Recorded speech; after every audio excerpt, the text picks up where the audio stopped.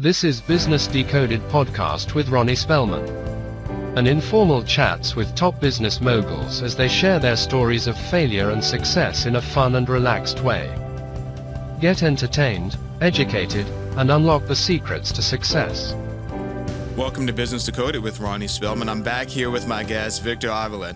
The last time we left off, Victor, we stopped with you telling us about your shooting when you were down in Mexico. But to our audience, I want to say Victor is a business leader. He's an author. He's a speaker. And he's a retired Homeland Security Special Agent. The story that you left us with on your shooting while you were stationed in the embassy in Mexico was... It seems like for many of us, it's the one item we see in movies. We don't think of it as real life. And I can't imagine you being in a Suburban, just you and one other person with these high-powered machine guns being directed at you. But walk us through that story again and just tell us what happened and how it happened. So you were based in the embassy for the U.S., but walk us through those events again. We got the assignment on Valentine's Day of February 14th. I'd actually just gone back into the country. You said 2011? 2011, I'm sorry. Okay. 2011.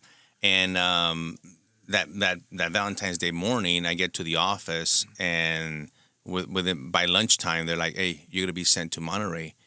And I'm like, what's going on? Like, I just got here. I immediately questioned what was going to come. And my supervisor then called me and said, yeah, I need you and take Jaime Zapata.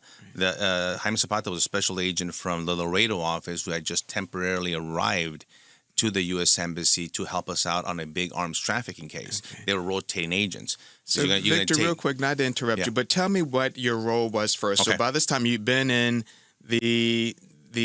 you've been in law enforcement for quite a number of years, and your career had progressed. We discussed that the last show.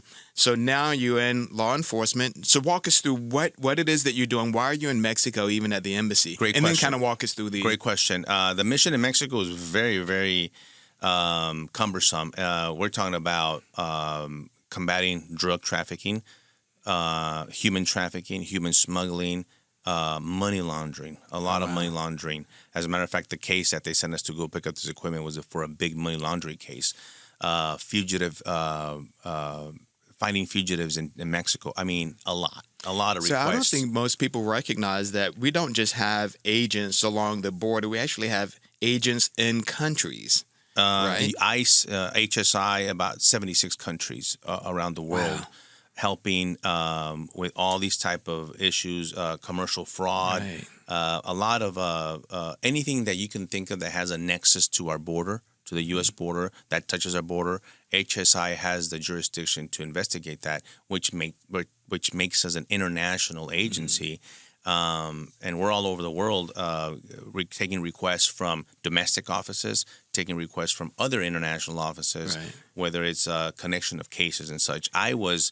heavily concentrated at that time. I had already been in Mexico for 2 years. I was leading the Global Trafficking in Persons Initiative, what we call it GTIP for short, which was basically my whole effort there. And I had my own budget, was to find trafficking organizations and take them down. Okay. And these were trafficking organizations from Mexico bringing victims to the U.S., now, especially women and children. You lived in Mexico? I lived in Did Mexico. you commute back and forth? No, I lived in Mexico City with my family and my kids. Okay. We moved. We were there permanent. The plan was to be there for 5 years. Okay. So after 2 years, you get to re-up or extend. Right. At that point, actually, I had just been promoted to supervisory special agent, and I was headed to go open an office in Mérida. Okay. Mérida, down the Yucatan Peninsula, about a couple of hours from Cancun, which is the area that I worked a lot because there was a lot of human smuggling and human trafficking coming through there. So I was slated to open that office, and obviously that never happened because of the shooting the following day. So going back to that February 14th, I get the assignment. I actually challenged it with my supervisor and the deputy attaché, saying, wait a minute, this is not safe to drive on this road on Highway 57. Highway 57, that just happens to be the name, but think of it as the interstate. It's the toll road. So tell me this, don't lose your place, but that's fascinating. So this was Valentine's Day, you said. Did you already? So we discussed in the last program and earlier how police officers are humans, teachers are humans. So you're a human. You had family with small kids. You're married.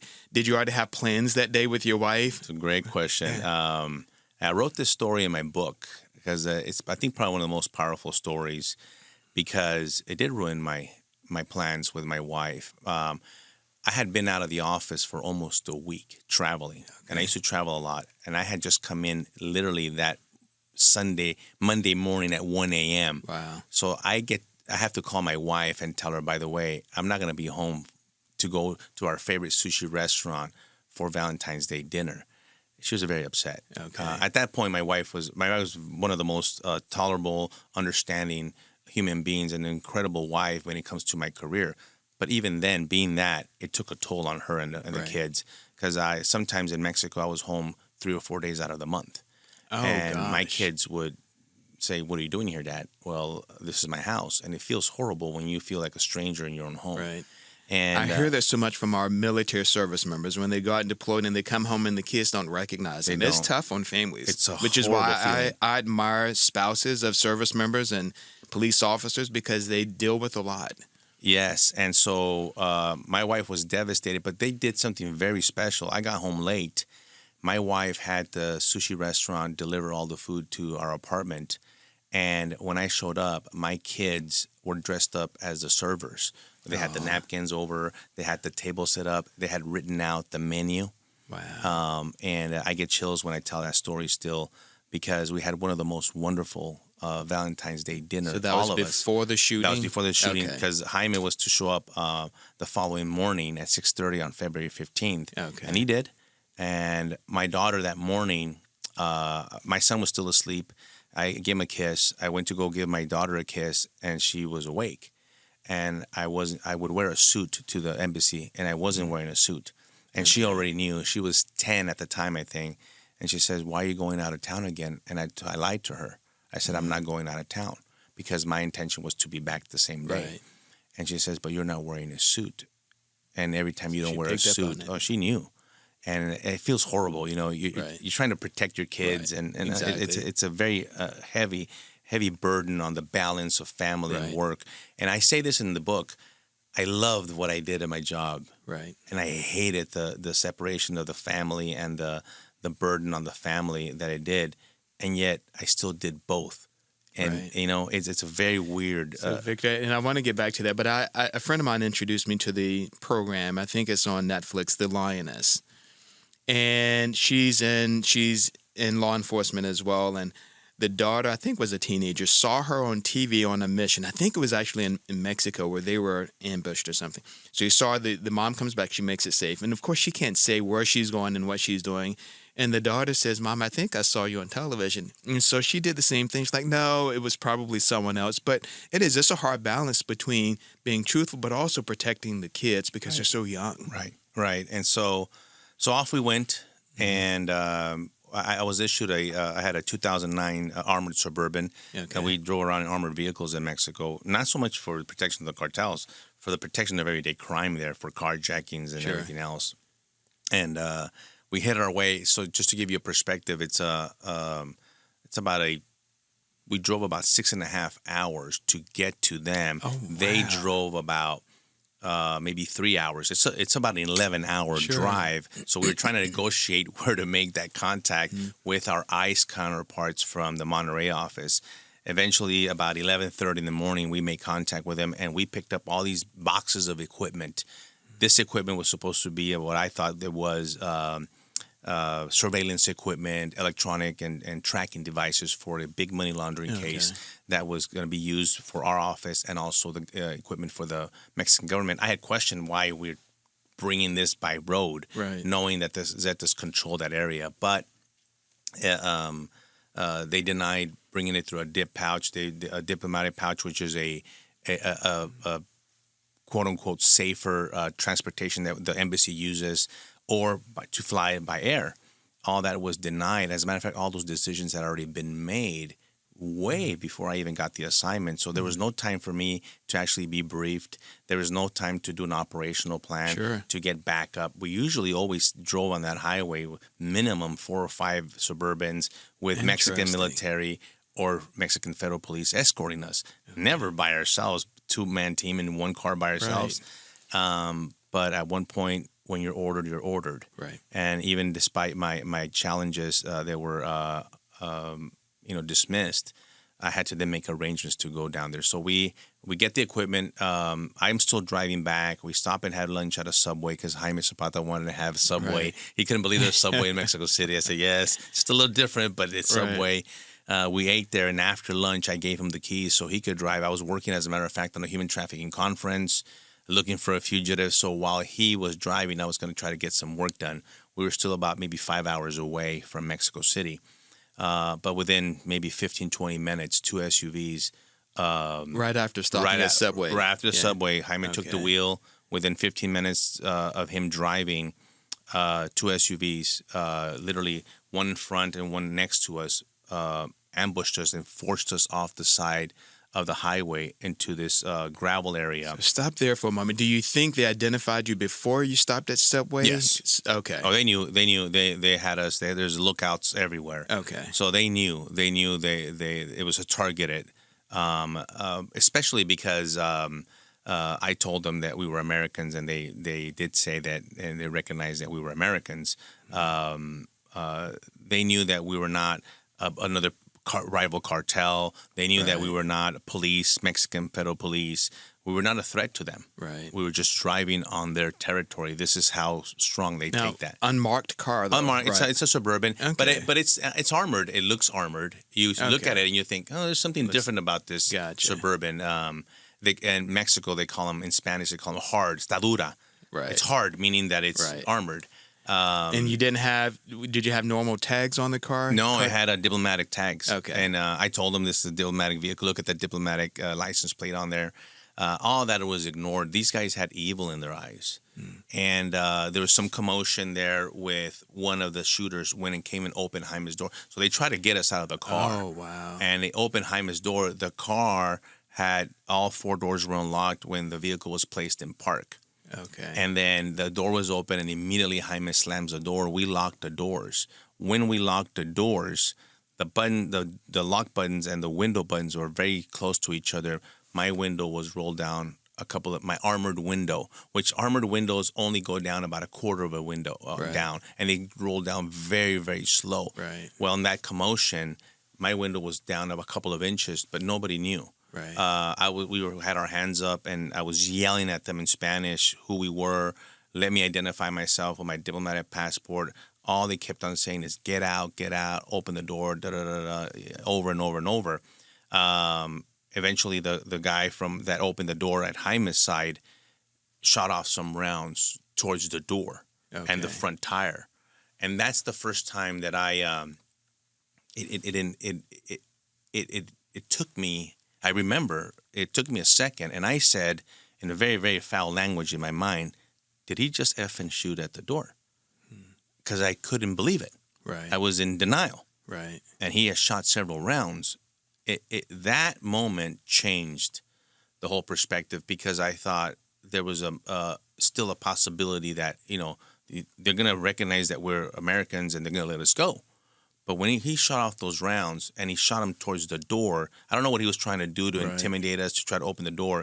Nevertheless, that distraction, 2 of them finally came to my window, and they realized that the window was cracked down, and they introduced an AK-47 and a handgun. When they did that, I immediately raised the window and caught the barrels of both guns. Okay. And they struggled with wiggling the guns. And I tried to post up. The back of the Suburban was full of boxes, so we couldn't run to the back. We were stuck in the front 2 seats.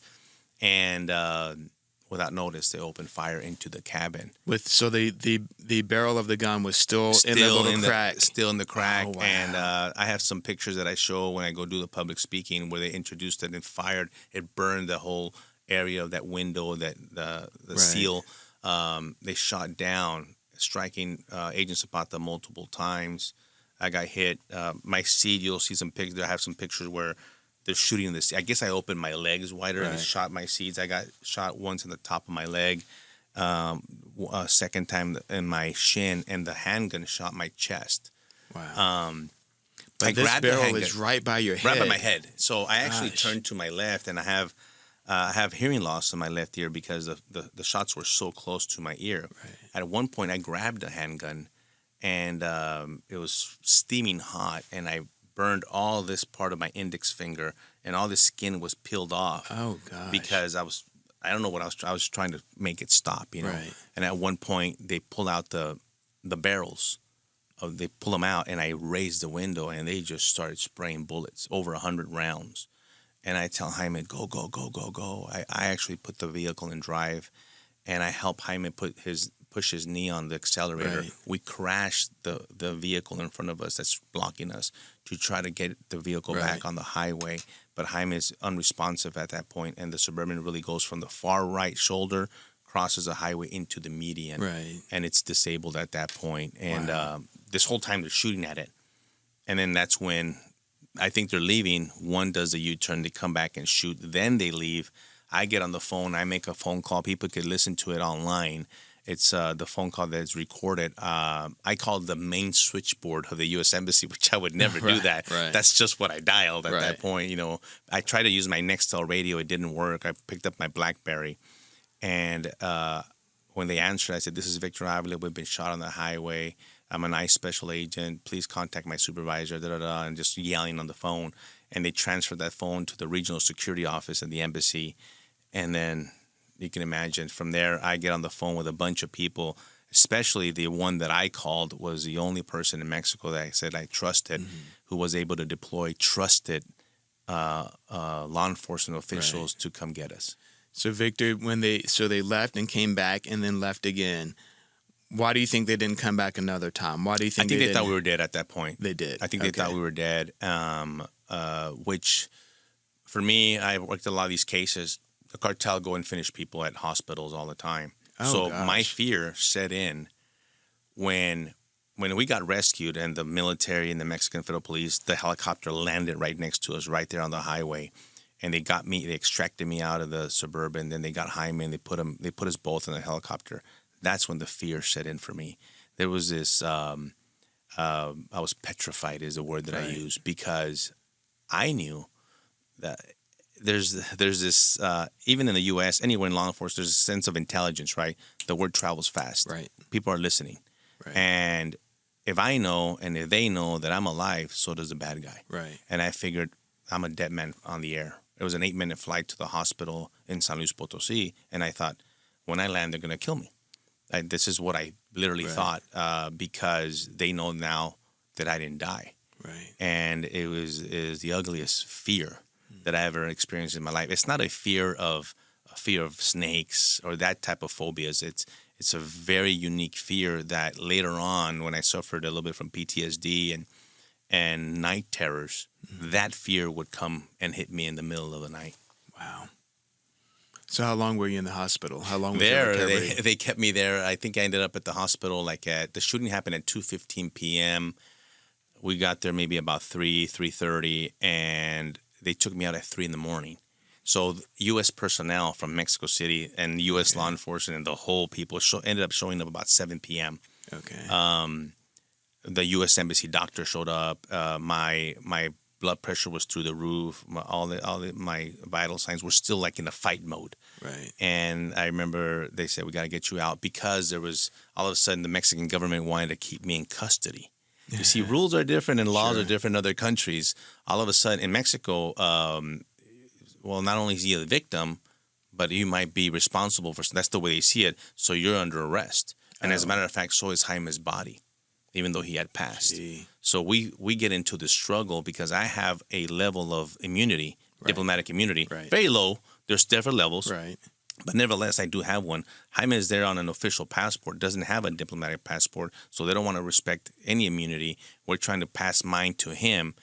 And they literally, the U.S. government said, "We got to just get out of here." So DEA send their plane. I don't know where they send it from. I think from Miami to San Luis Potosí.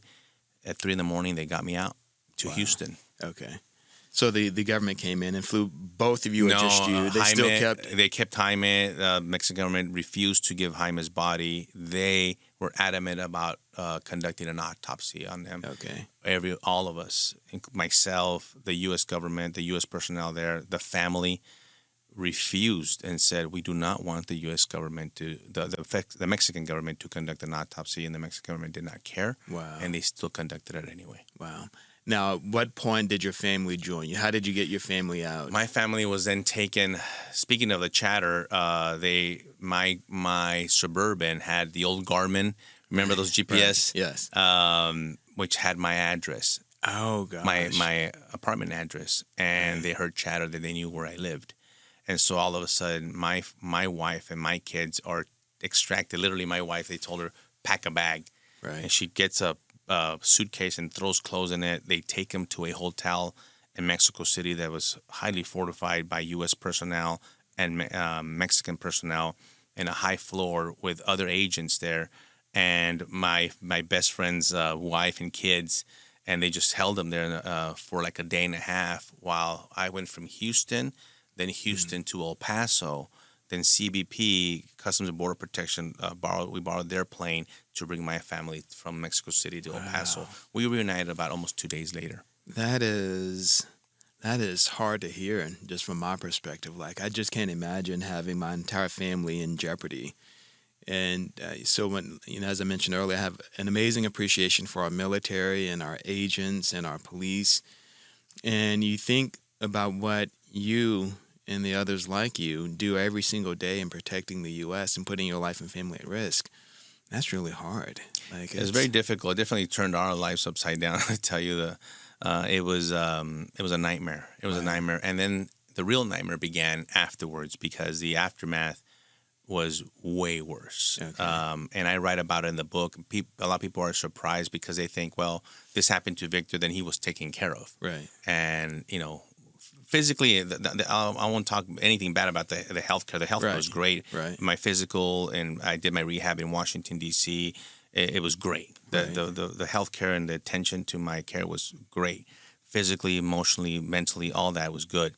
It was a treatment of my agency, because all of a sudden, they were very good at turning the tables. I did nothing wrong. Right. And all of a sudden, they made it seem like I did something wrong, and I didn't know what was going to happen in my career. Where was I going to go work? Right. I ended up going to Spain for a couple of years, to Madrid. That didn't work out. We got kicked out after a couple of years and got sent back to the States. We ended up in Denver. And so I started moving us around and not really taking care of us. People thought, well, he's going to be taken care of. No, the aftermath was worse, if you can imagine, than the shooting, because that continued year after year after year until I separated with a medical retirement in 2015. Wow. It's hard how your life can change in an instant like that. Just having a great day, the kids that just served you at a sushi restaurant, and then your world just changed. And it changed not just that day, it changed forever from that point on. Right. Yeah, you realize, what do you do now? My career ended that day. I didn't know it. I've been in law enforcement since I was 22. Then, I never thought that, first of all, I was going to write a book and be an author. I was going to lean heavily on more of my wife and I already we're practicing the real estate and having some rental properties, kind of focused a little bit more on that. So I had a little bit of things to fall back on, but it wasn't a career. Right. This was just on the side, right? My career was law enforcement gives you a lot of opportunities. A lot of people just kind of think that law enforcement, you're knocking down doors and arresting people. I did a lot of that too, but there's so much more behind law enforcement, business type budgets and liaisons and establishing relationships with many different types of people, especially the business community. Well, we did a lot of the Bank Secrecy Act as customs officials, and worked a lot of what they call a SARS, suspicious activity reports from the banks. We had to go meet with the vice presidents and presidents of banks to start establishing that relationship when they saw something coming down their bank, a possible money laundering case, to refer them to us. So you get involved a lot in the private sector, in the community, schools. I used to speak a lot. I was very fortunate to be chosen to be one of those that did a lot of career days and stuff, and at high schools and colleges, and talk to students and upcoming people that were looking at law enforcement careers and criminal justice. So there's a lot of community involvement. It was not. It had nothing to do with the gun and the badge at one point anymore.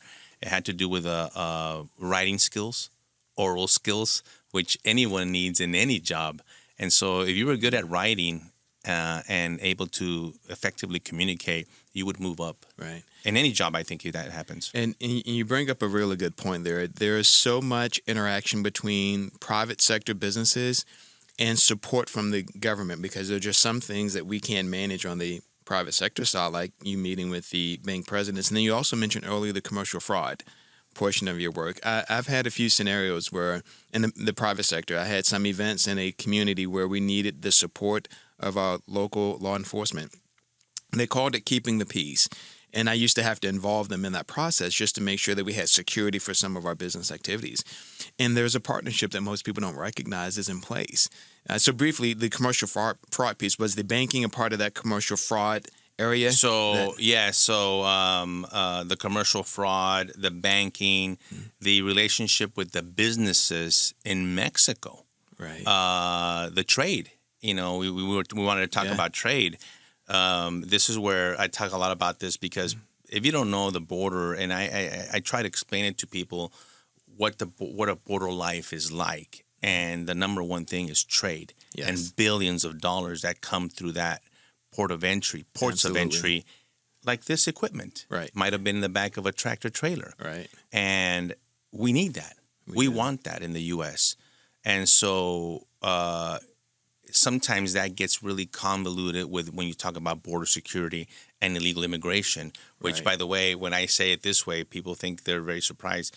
Illegal immigration has nothing to do with border security. And they're like, what? they're one and the same. Absolutely not. One has nothing to do with the other. No matter what you did with the immigration, whether you allowed everybody in or no one in, you still have to secure the border, because there's a lot of vulnerabilities in these tractor trailers with drugs, weapons, other type of commercial frauds. I did a case with T-shirts from 100% cotton T-shirts from China that were not 100% cotton. They had different fabrics in there. You're absolutely right, though. This counterfeiting piece, counterfeiting of products, not just money. Intellectual property rights. You're right. You're having to protect that on behalf of American businesses, because otherwise we get flooded with imitation product. The masking in 2020, there was a huge fraudulent case of 600,000 masks, or 6 million masks that were fraudulently made, counterfeit. That if you put that in your face to cover, you probably could die. Oh gosh! So people take advantage of all the of pandemics and all that. It's the same thing with pharmaceuticals. One thing is the fentanyl, right? We know fentanyl and the counterfeit pills. We know that, but there's actually counterfeit, actual real-looking counterfeit pharmaceuticals, medication that people want to buy in Mexico, or they try to get from Mexico here. Maybe diabetic drugs that'll be cheaper stuff, but they're not the real one. And China makes them, other countries make them illegitimately and try to pass them on as the real stuff. That's a really good point. So we have a few minutes left. Tell me more about your book. It's available. Where can people find it? There's a movie coming out, which is great. Have you decided who's going to play you yet? No, we're looking at it. We're looking at it. Brad Pitt's not available right now. But we are working on trying to get this book into a movie, a motion picture, a feature. And we have a script. We have a great director. We have great producers. We are at the final stages of a proof of concept, which is kind of like a trailer, if you will, to be putting out to investors. We're working on a title right now. We're just calling it Highway 57 or just 57.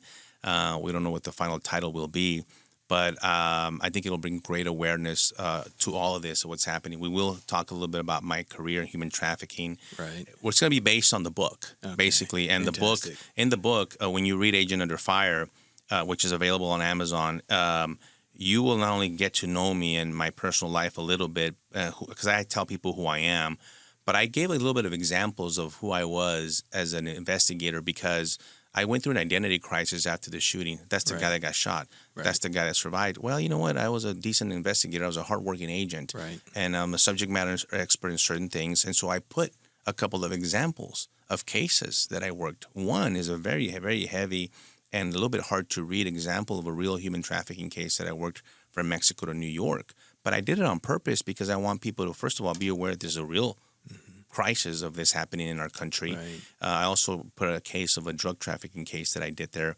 And so you'll get to read those stories as well. And That's of course, amazing. you'll get in detail the shooting that happened in Mexico and the aftermath. That's amazing. And your real estate career. Oh So my you're- God! Right it's now, growing. we're right now we're actually in the middle of selling one property to buy. We're trying to expand a little bit. My brother-in-law and I teamed up. My brother-in-law is also a law enforcement agent, and he's still active in El Paso. Most of our properties are in El Paso. I have one in Arkansas, but we're selling one. We're trying to get into multi-family. Okay. So we're going to do duplex, maybe move it into a small 6, 8, 10 unit. We really want to expand that in the next couple of years. And that's always been, at first when my wife and I started with our very first home, that instead of selling it, we put it up for rent. Right. And we did the same thing with the second home. And we kind of started expanding that. We first just did it as for our children. You know, there's going to be money for them. It ended up being one of the properties, ended up paying for one of our kids' fantastic. college tuition. So it serves a lot of purposes. Whether it's, I don't really see it for us, but I see it as something for my kids to have Very and to nice. grow, maybe to help them, maybe expand if they want to. My son and my daughter have learned a little bit of what I'm doing. I teach them more and more every day of how this business is done, so they could hopefully do it if they want to sell the house, whatever. But the opportunity now is there. Nice. And try to break the cycle and have a little bit more comfort when it comes to finances. So 2011, your kids were relatively young. Today, they're adults. Yeah, my daughter is getting an MBA. She's in her second year at SMU. My daughter, my son is a sophomore at the University of Arkansas. He's a Razorback in the business school there as well. He did not want to go into law enforcement, thank God, because I saw him and I said, I think you would be a great Secret Service agent, Victor. My son is taller, thin, very athletic. Right. I said, you have the look of a Secret Service agent. And I said, when you're single, you could go travel the world, do all this stuff. He's like, nope, thank you, Dad. I'm going to go into business. Thank you. Well, and so, I appreciate everything that you've done. If you had to leave anyone listening to the program and you wanted to give them business decoded tips for the business of law enforcement, now, I know that you've branched out of that now, but if you had to give them some tips on the business of law enforcement, building a career, what would you say to them? I would say it's always very, very wise to have a career path laid out. Right. Laid out. You know, you have your goals, your 3 month, 6 month, 1 year goals. I support all those.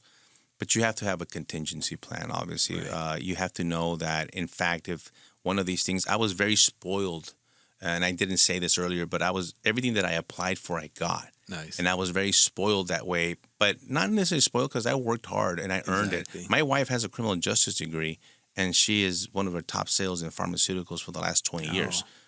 Incredible. Pharmaceuticals. What would you think, right? Right. But we had that healthy ambition to try to do better financially and all that.